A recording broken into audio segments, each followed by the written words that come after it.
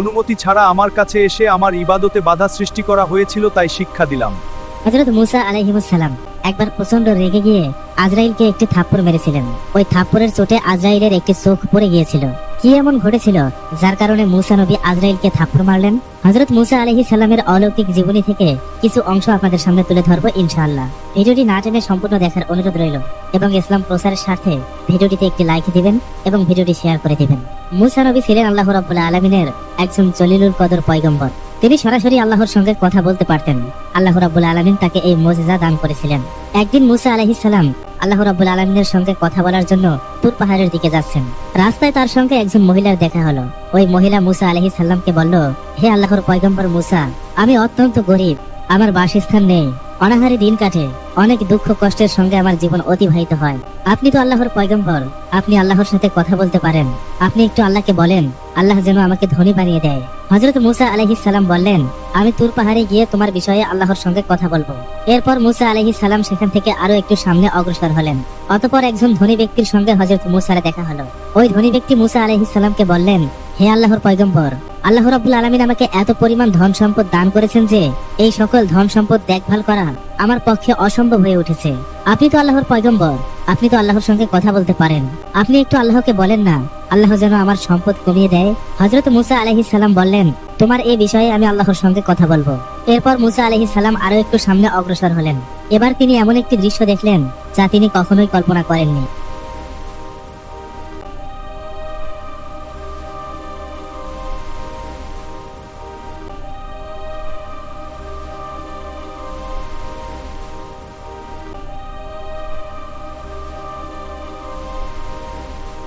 কি বলেছেন? হযরত মূসা আলাইহিস সালাম বললেন, আল্লাহ তোমার ব্যাপারে যা বলেছেন তা শুনলে তুমি হয়তো সহ্য করতে পারবে না। পঙ্গু ব্যক্তি বললেন, হে আল্লাহর পয়গম্বর, আপনি বলুন না আল্লাহ আমার ব্যাপারে কি বলেছেন এবং আমাকে কেন পঙ্গু অবস্থায় পৃথিবীতে পাঠিয়েছেন।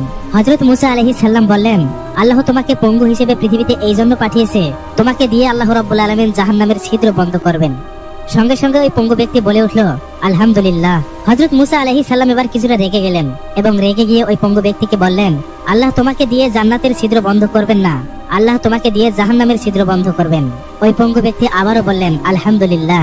হযরত মূসা আলাইহিস সালাম এবার অবাক হয়ে বললেন, তুমি কি পাগল নাকি? আল্লাহ তোমাকে হাত পা ছাড়াই পঙ্গু হিসেবে পৃথিবীতে পাঠিয়েছে, মৃত্যুর পর আবার তোমাকে দিয়ে জাহান্নামের ছিদ্র বন্ধ করবেন, তারপরও তুমি আল্লাহর শুকরিয়া আদায় করছো? ওই পঙ্গু ব্যক্তি বললেন, হে আল্লাহর পয়গম্বর, আমি এতদিন জানতাম আল্লাহ আমাকে অনর্থক সৃষ্টি করেছেন, আমি কোনো কাজেরই না, নিজের প্রতি আমার নিজের ঘৃণা হতো, কিন্তু আজ আমি জানতে পারলাম আল্লাহ রাব্বুল আলামিন আমাকে দিয়ে অন্তত জাহান্নামের ছিদ্র বন্ধ করবেন। আল্লাহ রাব্বুল আলামিন তার এই বিশেষ কাজের জন্য আমাকে সৃষ্টি করেছেন, এজন্য আমি আল্লাহ রাব্বুল আলামিনের দরবারে শুকরিয়া আদায় করলাম। হযরত মূসা আলাইহিস সালাম রেগে গিয়ে বললেন, তুমি তো আস্ত একটা পাগল, তোমাকে দিয়ে আল্লাহ জাহান্নামের ছিদ্র বন্ধ করবেন, আর এই কথা শুনে তুমি আল্লাহর শুকরিয়া আদায় করলে? তোমার মতো পাগলের সাথে কথা বলার কোনো সময় আমার নেই। এই বলে মূসা আলাইহিস সালাম সামনের দিকে অগ্রসর হতে লাগলেন। হযরত মূসা আলাইহিস সালাম যখন কিছু দূর সামনে অগ্রসর হলেন, আল্লাহ রাব্বুল আলামিন ডাক দিয়ে বললেন, হে মূসা, তুমি পিছনে তাকিয়ে দেখো। মূসা নবী যখন পিছনে তাকালেন, তিনি এক অবাক এবং অলৌকিক দৃশ্য দেখলেন। তিনি দেখলেন ওই পঙ্গু ব্যক্তি একজন সুদর্শন যুবকে পরিণত হয়েছে। একটু আগেই যার হাত ছিল না, যার পা ছিল না, সে এখন পরিপূর্ণ সুস্থ মানুষে পরিণত হয়েছে। আল্লাহ রাব্বুল আলামিন আবার মূসা আলাইহিস সালামকে বললেন, হে মূসা, তুমি ভালো করে তাকিয়ে দেখো, এখন আমি তাকে হাত দান করেছি, পা দান করেছি, তাকে পরিপূর্ণ সুস্থ যুবকে পরিণত করেছি। এর একটি কারণ, সে আমার শুকরিয়া আদায় করেছে। আমার নামের শুকরিয়া আদায় করার কারণে আমি তাকে সব নিয়ামতে দিয়ে পরিপূর্ণ করেছি। অতঃপর মূসা নবী পুনরায় সামনের দিকে অগ্রসর হতে লাগলেন। এবার দেখা হলো ওই ধনী ব্যক্তির সঙ্গে। ধনী ব্যক্তি মূসা আলাইহিস সালামকে বললেন, হে আল্লাহর পয়গম্বর, আমার ব্যাপারে আল্লাহ রাব্বুল আলামিন কি বলেছেন? হযরত মূসা আলাইহিস সালাম বললেন, আল্লাহ রাব্বুল আলামিন আপনার ব্যাপারে বলেছেন, আপনি নাকি বিশেষ একটি আমল করেন, আপনি সর্ব অবস্থায় আল্লাহর শুকরিয়া আদায় করেন, এজন্য আল্লাহ রাব্বুল আলামিন আপনার ধন সম্পদ বাড়িয়ে দিয়েছেন। আজকের পর থেকে আপনি আর আল্লাহর শুকরিয়া আদায় করবেন না, সর্ব অবস্থায় আপনি আল্লাহর নাশুকর করবেন, তাহলে আল্লাহ রাব্বুল আলামিন আপনার সম্পদ কমিয়ে দেবেন। ওই ধনী ব্যক্তি বললেন, হে আল্লাহর পয়গম্বর, তা কি করে সম্ভব? আমি একদিনও আল্লাহর শুকরিয়া আদায় না করে থাকতে পারবো না। আমি যেমনই থাকি না কেন, যে অবস্থায় থাকি না কেন, সর্ব অবস্থায় আমি আল্লাহর শুকরিয়া আদায় করি, কখনোই আল্লাহর শুকরিয়া আদায় করা থেকে নিজেকে বিরত রাখবো না। এরপর মূসা আলাইহিস সালাম ওই ধনী ব্যক্তির কাছ থেকে বিদায় নিয়ে আবার সামনের দিকে অগ্রসর হতে লাগলেন। এবার মূসা আলাইহিস সালামের সাথে দেখা হলো ওই দরিদ্র মহিলার। দরিদ্র মহিলা মূসা আলাইহিস সালামকে বললেন, হে আল্লাহর পয়গম্বর, আল্লাহ রাব্বুল আলামিন আমার ব্যাপারে কি বলেছেন? হযরত মুসা আলাইহিস সালাম বললেন, আল্লাহ তোমাকে ধনী বানিয়ে দেবেন, এজন্য তোমাকে একটি আমল নিয়মিত করতে হবে। তুমি যে অবস্থায় থাকো না কেন, আল্লাহ রাব্বুল আলামিনের শুকরিয়া আদায় করতে হবে। তুমি না খেয়ে আছো, তুমি অনেক কষ্টে আছো, তারপরও আল্লাহ রাব্বুল আলামিন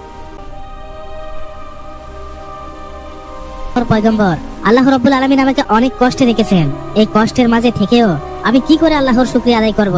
যেদিন আল্লাহ রাব্বুল আলামিন আমাকে সম্পদ দ্বারা পরিপূর্ণ করবেন, আমি সেই দিনই আল্লাহর শুকরিয়া আদায় করব। অতঃপর মুসা আলাইহিস সালাম ওই মহিলার কাছ থেকে বিদায় নিয়ে চলে যাচ্ছিলেন। কিছুদূর সামনে অগ্রসর হওয়ার পর আল্লাহ রাব্বুল আলামিন মুসা আলাইহিস সালামকে বললেন, হে মুসা, তুমি পিছনে তাকিয়ে দেখো। মুসা আলাইহিস সালাম পিছনে তাকিয়ে দেখলেন ওই দরিদ্র মহিলার একটি ঝুপড়ি ঘর ছিল এবং মুহূর্তের মধ্যে একটি বাতাস এসে ওই ঝুপড়ি ঘরটিকে উড়ে নিয়ে চলে গেল। দরিদ্র মহিলা চিৎকার করে কাঁদতে লাগলেন এবং বলতে লাগলেন, আমার শেষ আশ্রয় স্থলটুকু বাতাস উড়ে নিয়ে চলে গেল, এখন আমি কোথায় থাকবো? আল্লাহ রাব্বুল আলামিন মুসা আলাইহিস সালামকে বললেন, হে মুসা, এই দরিদ্র মহিলা যদি আমার শুকরিয়া আদায় করত, তাহলে বাতাস তার ঝুপড়ি ঘরটা উড়ে নিয়ে যেত না। হযরত মুসা আলাইহিস সালাম যখন বার্ধক্যে পৌঁছালেন, আল্লাহ রাব্বুল আলামিন মালাকুল মউত আজরাইলকে মুসা আলাইহিস সালামের নিকট পাঠিয়ে দিলেন।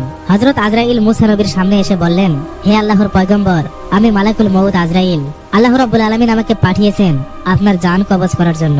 মুসা নবী বললেন, হে আজরাইল, তুমি কোন দিক দিয়ে আমার ভিতরে ঢুকে আমার জান কবজ করবে? আজরাইল বললেন, আমি আপনার মুখ দিয়ে ভিতরে প্রবেশ করব এবং আপনার রূহ কবজ করে নিয়ে বের হয়ে যাব। হযরত মুসা আলাইহিস সালাম বললেন, এই মুখ দিয়ে আমি সরাসরি আল্লাহর সঙ্গে কথা বলেছি, আমি কিছুতেই আমার এই মুখ দিয়ে তোমাকে ভিতরে প্রবেশ করতে দেব না। আজরাইল আলাইহিস সালাম বললেন, তাহলে আমি আপনার নাক দিয়ে ভিতরে প্রবেশ করব এবং আপনার রূহ কবজ করে নিয়ে চলে যাব।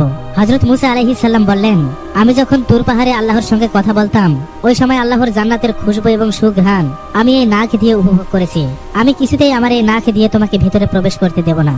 হযরত আজরাইল আলাইহিস সালাম বললেন, তাহলে আমি আপনার চোখ দিয়ে ভিতরে প্রবেশ করব এবং আপনার রূহ কবজ করে নিয়ে চলে যাব। হযরত মুসা আলাইহিস সালাম বললেন, আমি এই চোখ দিয়ে আল্লাহর নূরের তাজাল্লি দেখেছি, যেই চোখ দিয়ে আমি আল্লাহর নূরের তাজাল্লি দেখেছি, আমি কিছুতেই সেই চোখ দিয়ে তোমাকে ভিতরে প্রবেশ করতে দেব না। মুসা আলাইহিস সালামের এমন আপত্তিকর কথা শুনে আজরাইল কিছুটা বিভ্রান্ত হলেন। আজরাইল সামান্য রেগে গিয়ে বললেন, হে আল্লাহর পয়গম্বর মুসা, আল্লাহ আমাকে অনুমতি দিয়েছেন আপনার জান কবজ করার জন্য, আমার যেভাবে ইচ্ছা আমি সেভাবে জান কবজ করব, আমার যেদিক দিয়ে ঢুকতে ইচ্ছা হবে আমি সেদিক দিয়ে ঢুকে আপনার জান কবজ করে নিয়ে চলে যাব। আজরাইলের এমন কথা শুনে মুসা আলাইহিস সালাম প্রচন্ড রেগে গেলেন এবং রেগে গিয়ে আজরাইলকে অনেক জোরে একটি থাপ্পড় মারলেন। মুসা আলাইহিস সালাম আজরাইলকে এত জোরে থাপ্পড় মেরেছিলেন যে সঙ্গে সঙ্গে আজরাইলের একটি চোখ মাটিতে খুলে পড়ল। সাইয়েদনা আজরাইল আলাইহিস সালাম আর এক মুহূর্ত দেরি করলেন না, তিনি চোখটি হাতে করে নিয়ে আল্লাহ রাব্বুল আলামিনের আরশের নিচে চলে গেলেন এবং আল্লাহ রাব্বুল আলামিনকে বললেন, হে আল্লাহ রাব্বুল আলামিন, আপনি এমন একজন ব্যক্তির রূহ কবজ করার জন্য আমাকে পাঠিয়েছেন যে ব্যক্তি প্রচন্ড রাগী। আমি তার মুখ দিয়ে ভিতরে প্রবেশ করতে চাইলাম, সে বলল, যে মুখ দিয়ে আপনার সঙ্গে কথা বলেছে সেই মুখ দিয়ে আমাকে সে ভিতরে প্রবেশ করতে দিবে না। অতঃপর আমি নাক দিয়ে প্রবেশ করতে চাইলাম, সে বলল, ওই নাক দিয়ে সে আপনার জান্নাতের সুঘ্রাণ এবং সুবাস গ্রহণ করেছে, ওই নাক দিয়েও সে আমাকে ভিতরে প্রবেশ করতে দিবে না। এরপর আমি তার চোখ দিয়ে ভিতরে প্রবেশ করতে চাইলাম, সে বলল, সে যে চোখ দিয়ে আপনার নূরের তাজাল্লি দেখেছে সেই চোখ দিয়ে আমাকে ভিতরে প্রবেশ করতে দিবে না। এরপর আমি যখন একটু রেগে গিয়ে তার ভিতরে জোর করে প্রবেশ করতে চাইলাম, অমনি সময় সে আমাকে এত জোরে থাপ্পড় মেরেছে যে আমার চোখ খুলে পড়ে গিয়েছে। আল্লাহ রাব্বুল আলামিন আজরাইলকে বললেন, হে আজরাইল, আমি তোমাকে যার জান কবজ করার জন্য পাঠিয়েছি সে দুনিয়ার কোনো সাধারণ ব্যক্তি নয়। আমি অতীতে যতগুলো নবী রাসূল পৃথিবীতে পাঠিয়েছি এবং ভবিষ্যতে যতগুলো নবী রাসূল পৃথিবীতে পাঠাবো, সবগুলো নবী রাসূলের চেয়ে এই মুসার রাগ অনেক বেশি। তুমি তো প্রথমেই ভুল করেছো, তুমি যখন মুসার কাছে উপস্থিত হয়েছো তুমি তো তাকে সালাম দাওনি, আর তুমি দ্বিতীয় ভুল করেছো, তুমি জোর করে তার ভিতরে প্রবেশ করতে চেয়েছো। অতঃপর আল্লাহ রাব্বুল আলামিন আজরাইলের চোখ পুনরায় ভালো করে দিলেন। এরপর বললেন, হে আজরাইল, তুমি একটু অপেক্ষা করো, আমি দেখি আমার মুসার জান কিভাবে কবজ করা যায়। অতঃপর আল্লাহ রাব্বুল আলামিন ওহীর মাধ্যমে মুসা আলাইহিস সালামকে বললেন, আপনি কি পৃথিবীতে আরো বেশি থাকতে চান? তাহলে আপনি একটি গরুর পিঠের উপর হাত রাখুন, আপনার হাতের নিচে যতগুলো পশম থাকবে প্রত্যেকটি পশমের বিনিময়ে আপনাকে 1 বছর করে হায়াত দেব। অতঃপর মুসা আলাইহিস সালাম একটি গরুর সামনে গেলেন এবং গরুর পিঠের উপর হাত রাখলেন। আল্লাহ রাব্বুল আলামিন বললেন, হে মুসা, আজকের ভিডিও এই পর্যন্তই। সবাই ভালো থাকবেন। আসসালামু আলাইকুম। ভুল হলে মাফ করে দিয়েন।